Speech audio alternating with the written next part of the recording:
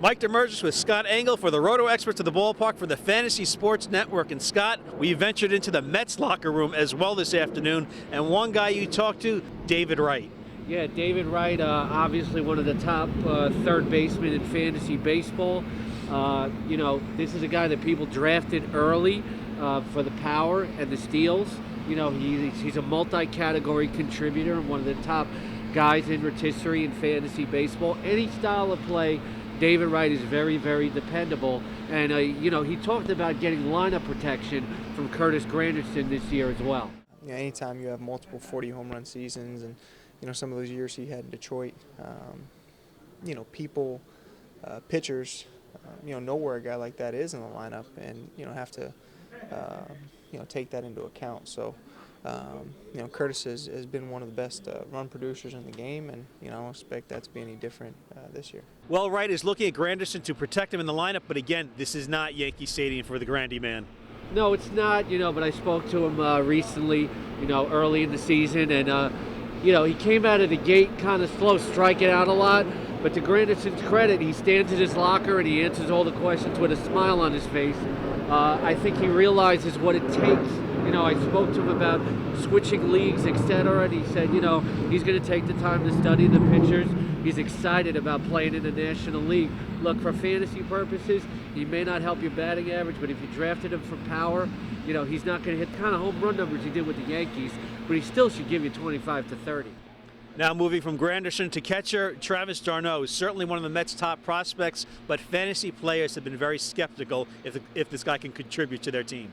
Yeah, they're kind of worried about his injury history and the minors and the lack of experience, but Mike Piazza came in as a special instructor in the spring to help d'Arnaud out, and d'Arnaud, who idolized Piazza growing up, talks about that here. For me, it was a dream, I couldn't believe what was going on, it's still a surreal feeling, and I still can't believe it happened, but as far as offensively and defensively goes, he was a huge amount of help, and just pretty much taught me what was inside the ears instead of mechanics, and he was a great amount of help, and I'm truly grateful for it. So this will be d'Arnaud's first year in the majors. We'll see what fantasy players do get out of him. Yeah, you want to get at least a decent average. You hope to get about 15 home runs.